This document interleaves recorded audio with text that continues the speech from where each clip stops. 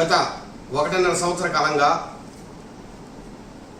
కష్టకాలంలో తెలుగుదేశం పార్టీ రాజంపేట నియోజకవర్గంలో అండగా నిలబడి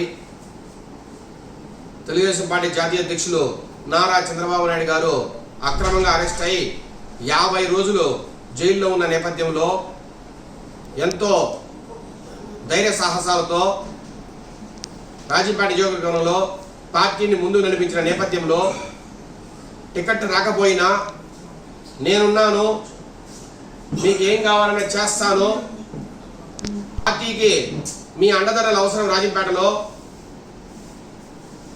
మీ సేవలను ఖచ్చితంగా పార్టీ గుర్తిస్తుంది అని గత 4వ తేదీన మన యువ నాయకులు నారా లోకేష్ గారు రాజంపేటకు రావడం, ఆ రోజు నన్ను పిలిపించుకుని ప్రత్యేకంగా మాట్లాడడం, నిన్న రాత్రి నాకు తెలుగుదేశం పార్టీ రాష్ట్ర అధికార ప్రతినిధిగా నన్ను అపాయింట్ చేయడం, నిజంగా కూడా నేను తెలుగుదేశం పార్టీ జాతీయ అధ్యక్షులు నారా చంద్రబాబు నాయుడు గారికి, అట్లాగే తెలుగుదేశం పార్టీ అధ్యక్షులు రాష్ట్ర అధ్యక్షులు అచ్చెన్నాయుడు గారికి, అట్లాగే మన యువ నాయకులు నారా లోకేష్ గారికి, అట్లాగే మన జోనల్ ఇన్ఛార్జ్ దీపక్ రెడ్డి గారికి, అట్లాగే మన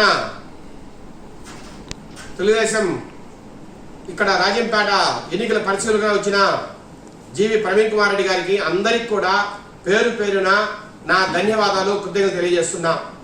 ఈ పార్టీ కోసం నా సర్వశక్తులు వడ్డడానికి, ఈ పార్టీ కోసం నా రక్తమైన దారపోయడానికి సిద్ధంగా ఉన్నానని ఈ సందర్భంగా మీ అందరికీ కూడా తెలియజేస్తున్నా. లేకపోతే ఈరోజు ఒక యుద్ధమే జరుగుతోంది రాజంపేటలో. రాజంపేటే కాదు, రాష్ట్రం మొత్తం ఈరోజు ఒక యుద్ధ వాతావరణం నెలకొని ఉంది. అరాచకం, అవినీతి, అక్రమాలు ఒక పక్క, న్యాయం, ధర్మం, నీతి ఒక పక్క. గత 5 ఏళ్ల పాలనలో జగన్మోహన్ ప్రభుత్వం అరాచకాలకు అలమై, అవినీతికి కొలువై దారుణమైన పరిస్థితుల్లో ఈ రాష్ట్రాన్ని పరిపాలించింది. పూర్తిగా ఈ రాష్ట్రాన్ని సర్వనాశనం చేసింది. ఎక్కడా కూడా ఏ రాష్ట్రంలోనే లేని విధంగా ఈ రాష్ట్రంలో జే బ్రాండ్స్ రూపంలో మద్యాన్ని అమ్మి ప్రతి సంవత్సరం 25,000 కోట్ల రూపాయలు తన జోబులో నింపుకున్న ప్రభుత్వం ఈ వైకాపా ప్రభుత్వం. అట్లాగే ఉచితంగా ఇవ్వాల్సిన ఇసుకను పూర్తిగా శేఖర్ రెడ్డి అనే ఒక తమిళనాడు కాంట్రాక్టర్ కట్టబెట్టి వేలాది కోట్ల రూపాయలు కొల్లగొట్టిన ప్రభుత్వం ఈ జగన్మోహన్ ప్రభుత్వం. ఇవే కాదు, గ్రానైట్ గనులు, అట్లాగే మట్టి గనులు, రకరకాల రూపాల్లో ఈరోజు ఎక్కడ కూడా ఒక్క కాంట్రాక్ట్ వర్క్ కూడా టెండర్ వేసే పరిస్థితి లేదు. వాళ్ళ అనుయాయులే, వాళ్ళ అస్మదీయులే, ఎవరైతే వాళ్ళు కోరుకుంటారో, ఎవరైతే జగన్మోహన్ చెప్తారో ఆ కంపెనీకే వర్క్ రావాలా, లేకపోతే ఆ కంపెనీని పూర్తిగా బ్లాక్ లిస్ట్ ఇచ్చే పరిస్థితి. అట్లా ఈ 5 సంవత్సరాల కాలంలో వేల లక్షల కోట్ల రూపాయల వర్కులంతా కూడా వాళ్ళ అస్మదీయులకే ధారాతం చేశారు. ఒకటే మాట చెప్తున్నా, కడపలో చెందిన ఒక ఎలక్ట్రికల్ కంపెనీకి 90,000 కోట్ల రూపాయల వర్కుల్ని ఈ జగన్మోహన్ ప్రభుత్వం కట్టబెట్టిందంటే ఈ అవినీతి ఎంత స్థాయిలో ఉందో, ఎంత భారీ స్థాయిలో అవినీతి జరిగిందో ఒక్కసారి అర్థం చేసుకోండి. 90,000 కోట్ల రూపాయల కాంట్రాక్టులు ఎలక్ట్రికల్ డిపార్ట్మెంట్లో ఒక్క కంపెనీ, కడప కంపెనీ కట్టబెట్టిన ఘనత ఈ జగన్మోహన్ ప్రభుత్వాన్ని కూడా నేను ఖచ్చితంగా చెప్తున్నా. 90,000 కోట్ల రూపాయల్లో ఎంత అవినీతి జరిగిందో ఒక్కసారి ఆలోచించండి. అట్లాగే ఒక్క ఎలక్ట్రికల్ కాంట్రాక్ట్లే కాదు, సివిల్ కాంట్రాక్టులు వేలాది కోట్ల రూపాయలను ఈరోజు దోచిపెట్టే పరిస్థితి. వాటిల్లో 7%, 10% కమిషన్ తీసుకున్న ప్రభుత్వం ఇది.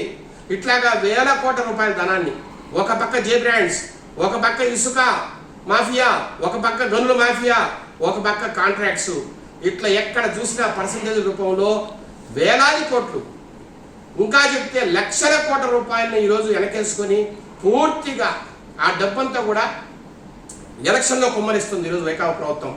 మాకు ప్రజాభిప్రాయంతో పని లేదు, ప్రజల మాటలతో మాకు పని లేదు, మేము డబ్బులు పెట్టి ఓట్లు కొంటామనే ఒకే ఒక కొవ్వు, ఒక గర్వము ఈరోజు ఈ రాష్ట్ర ప్రభుత్వంలో కనపడతా ఉంది. ఏమాత్రం లెక్క చేయట్లా వైకాపా నాయకులు. పూర్తిగా 3,000, 4,000, 5,000 ఈరోజు కుప్పంలో 10,000 రూపాయలు ఓటుకు పంచుతున్నారంటే ఒక్కసారి అర్థం చేసుకోండి ఈ ధనం ఏ రకంగా ఈ వైసీపీ ప్రభుత్వానికి వచ్చిందో. ఈరోజు రాజంపేటలో 3,000, అవసరమైతే మళ్ళా 2,000 అంటున్నారు.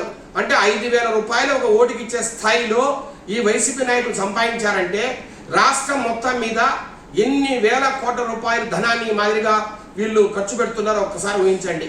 1,00,000 కోట్ల రూపాయలు కేవలం ఈ ఎలక్షన్కే ఖర్చు పెడుతున్న వైసీపీ ప్రభుత్వం ఇంత దారుణంగా అవినీతి జరిపి అక్రమాలు జరిపి పూర్తిగా ఈ రాష్ట్రాన్ని సర్వనాశనం చేసి మళ్ళా ఎలక్షన్ పోయి మళ్ళా గెలవాలనే ఒక తాపత్రయంలో ఈ వైసీపీ ప్రభుత్వం ఉంది.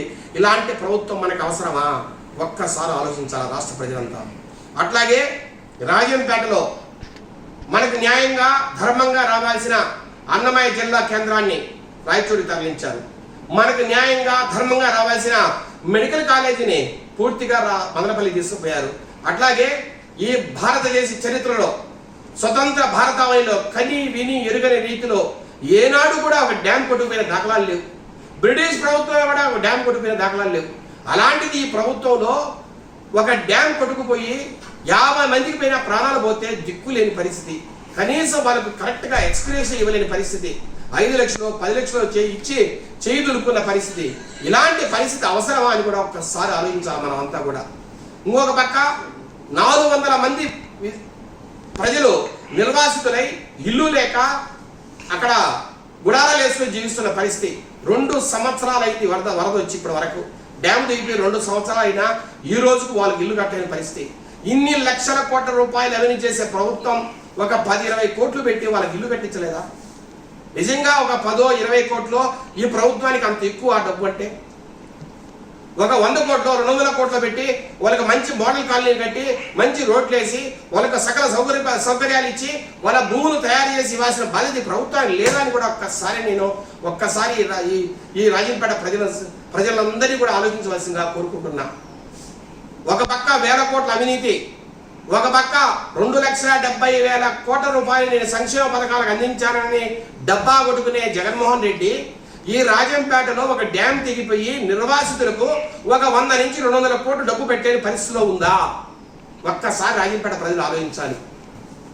డబ్బు లేక కాదు, రాజంపేట అంటే ప్రేమ లేక, రాజంపేట అంటే అభిమానం లేక, రాజంపేటలో రాజకీయ నాయకులు అంటే అసహ్యం వేసి జగన్మోహన్ రెడ్డి రాజంపేటను పట్టించుకోవట్లేదు.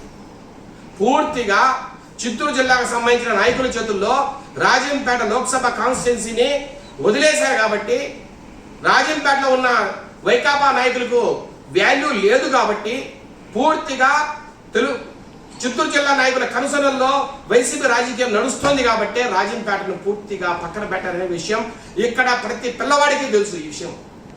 కాబట్టే ఈరోజు మన నిరాదరణ గురయ్యాం. మనం చెప్తే కనీసం వినే నాదులే లేదు గవర్నమెంట్లో. పూర్తిగా చిత్తూరు జిల్లా నాయకులు చెప్పిందే వింటున్నారు. అందుకనే నిర్వాసితులకి ఈ రోజు వరకు ఏ రకమైన ఉపయోగం జరగల. నిన్న జగన్మోహన్ రెడ్డి గారు రాజంపేటకు వచ్చి మేము అన్నమయ్య డ్యామ్ కడతాం, పెంచా డ్యామ్ కడతాం, మమ్మల్ని గెలిపారు అంటున్నారు. ఏం ముఖం పెట్టిన జగన్మోహన్ రెడ్డి గారు మళ్ళా మీరు వచ్చి మాకు మళ్ళా గెలిపివ్వండి మేము డ్యామ్ కడతాను అడుగుతున్నారు. ఇది న్యాయమా? 2 సంవత్సరాలై డ్యామ్ దిగిపోయి ఇంతవరకు శంకుస్థాపన ఇలా మీరు శంకుస్థాపన చేయడానికి కూడా మీకు టైం లేదా? 2 సంవత్సరాల్లో కనీసం శిలా పథకాన్ని ఓపెన్ చేయడానికి కూడా మీకు టైం లేదా? కనీసం శిలాపలకం అన్నా మీరు ఓపెన్ చేసి వర్క్ అన్నా స్టార్ట్ చేసి ఉంటే మేము నమ్మేవాళ్ళం నిజంగా మీరు కడతారనే ఒక కమిట్మెంట్ మీలో ఉందని. కనీసం ఇంతవరకు మీరు పట్టించుకోకపోతే ఇంకొక 5 సంవత్సరాలు మీకు టైం ఇస్తే కడతారనే నమ్మకం ఎక్కడి నుంచి వచ్చింది జగన్మోహన్ రెడ్డి గారు? ఒక్కసారి ఆలోచించాలా రాజంపేట ప్రజలంతా. ఇంకొక 5 సంవత్సరాలు కాదు, ఇంకొక 50 సంవత్సరాలు ఇచ్చినా ఈ జగన్మోహన్ రెడ్డి ప్రభుత్వం అన్నమయ్య డ్యామ్ కట్టదని ఈరోజు నేను ఘంటాపథంగా చెప్పగలను. ఎందుకంటే ఈ 2 సంవత్సరాల్లో వాళ్ళు రాజంపేట ఏమాత్రం పట్టించుకోవాలి, ఇక పట్టించుకుంటారనే నమ్మకమూ లేదు. నిజంగా ఈసారి మనం ఖచ్చితంగా తెలుగుదేశం పార్టీకి ఓటేసి సైకిల్ గుర్తుకు ఓటేసి తెలుగుదేశం పార్టీ అభ్యర్థిని గెలిపిస్తేనే వీళ్ళు కళ్ళు గెలుచుకుంటారని కూడా ఈ సందర్భంగా నేను తెలియజేస్తున్నా. అప్పుడే జగన్మోహన్ ప్రభుత్వానికి మేలుకొలుపు, అప్పుడే వాళ్ళ కళ్ళు గెలుచుకొని రాజంపేట ప్రజల సత్తా ఏందో వాళ్ళకి అర్థమవుతుంది కూడా ఈ సందర్భంగా మీకు తెలియజేస్తున్నా. రెండవ మాట, ఈరోజు మెడికల్ కాలేజ్ ఇస్తామంటున్నాడు. ఏం 17 మెడికల్ కాలేజీ నువ్వు జగన్మోహన్ రెడ్డి గారు 17 మెడికల్ కాలేజీలు మీరు రాష్ట్రం అంతా ఇచ్చినప్పుడు రాజంపేట మీకు గుర్తు రాలేదా? 2 సంవత్సరాల నుంచి మెడికల్ కాలేజీ కడుతున్నారే, అన్ని జిల్లా కేంద్రాల్లో ఆ రోజు మీ రాజంపేటకు ఒక మెడికల్ కాలేజ్ ఇవ్వాలనే ఆ మాట మీకు గుర్తుకు రాలేదు? ఏం మీకు నిజంగా ప్రేమ ఉంటే మీరు ఆ రోజు ఎందుకు ప్రకటించలేదని కూడా ఈ సందర్భంగా అడుగుతున్నాం. ఈ రోజు మీరు మమ్మల్ని గెలిపియండి, మేము ఇంకా అధికారంలోకి వస్తే మేము మెడికల్ కాలేజ్ ఇస్తామంటున్నారే, ఏం మీ 2 సంవత్సరాలు మీకు నిజంగా గుర్తు రాలేదా?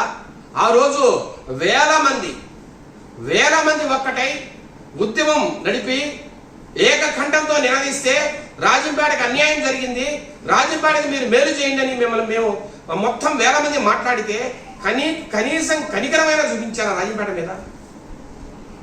కనీసం కనికరంగా చూపించని మీరు ఈ 2 సంవత్సరాల్లో ఏమాత్రం మీరు మమ్మల్ని పట్టించుకొని మీరు ఈ వచ్చే 5 సంవత్సరాల్లో ఏమో చేస్తామని మాట్లాడతారే, మీ కల్లి బొల్లి మాటలు ఎలా నమ్మమంటారు జగన్మోహన్ రెడ్డి గారు? ఒక్కసారి మన రాజంపేట ప్రజలంతా ఆలోచించాలి. ఇంకొక మాట, గత నెల 24వ తేదీన చంద్రబాబు నాయుడు గారు రాజంపేటకు వచ్చారు. ఒకటే మాట చెప్పారు, అన్నమయ్య జిల్లా కేంద్రం రాజంపేటలో పెట్టి తీరుతామని కూడా ఆయన ఆ సందర్భంగా 20వ తేదీ మనకు మాట ఇచ్చారు. కనీసం జగన్మోహన్ రెడ్డి గారు నిన్న వచ్చినప్పుడు జిల్లా కేంద్రం ఊసే ఎత్తలేదంటే మన రాజంపేట మీద ఆయనకి ఎంత నిరాదరణ ఉందో, ఎంత రెక్లెస్నెస్ ఉందో ఒక్కసారి ప్రజలంతా అర్థం చేసుకోండి. జిల్లా కేంద్రం ఎవరు? మెడికల్ కాలేజ్ అనే ఒక తూతు మంత్రంగా ఒక మాట చెప్తున్నారు. డ్యాములు కట్టే పరిస్థితి లేదు, కేవలం ప్రజలకు ఒక మాయ మాటలు చెప్పి ఓట్లు వేయించుకోవాలని ఒక తపన, లేదంటే వేలకు వేలు ఓటుకి ఇచ్చి గెలవాలని తపన తప్పితే వైసీపీ ప్రభుత్వం, వైసీపీ నాయకులకు రాజంపేట మీద కమిట్మెంట్ లేదు. తెలుగుదేశం పార్టీ ప్రభుత్వం వస్తేనే, చంద్రబాబు నాయుడు ముఖ్యమంత్రి అయితేనే రాజంపేటకు మేలు జరుగుతుంది. అంతవరకు రాజంపేటకు దిక్కు మక్కు లేదు. దయచేసి మే 13వ తేదీన ఒక కురుక్షేత్ర సంగ్రామే జరగబోతోంది. రాజంపేట ప్రజలకు అందరికీ నేను చేతులెత్తి మొక్కుతున్నా, మే 13వ తేదీన ఒక కురుక్షేత్ర సంగ్రామం జరగబోతోంది. అరాచకం అవినీతి ఒకవైపు, నీతి నిజాయితీ ఒకవైపు. మీకు నీతి నిజాయితీ కావాలంటే తెలుగుదేశం పార్టీకి ఓటేయండి. సైకిల్ గుర్తుపై ఓటు వేసి రాజంపేటలో తెలుగుదేశం పార్టీ అభ్యర్థి సుబ్రహ్మణ్యం గారిని 30,000 పైన మెజార్టీతో గెలిపించవలసిందిగా మిమ్మల్ని అందరినీ కూడా మరొక్కసారి ప్రార్థిస్తూ, అట్లాగే ఎంపీ మన మాజీ ముఖ్యమంత్రి వర్యులు నల్లారి కిరణ్ కుమార్ రెడ్డి గారిని కమలం గుర్తుపై ఓటు వేసి ఆయన కూడా 1,00,000కు పైగా మెజారిటీతో గెలిపించాలని మరొక్కసారి ప్రజలకు మనవి చేస్తూ సెలవు తీసుకుంటూ, మరొక్కసారి మన జాతీయ అధ్యక్షుడు నారా చంద్రబాబు నాయుడు గారికి కృతజ్ఞతలు తెలియజేస్తూ సెలవు తీసుకుంటున్నా. జై తెలుగుదేశం.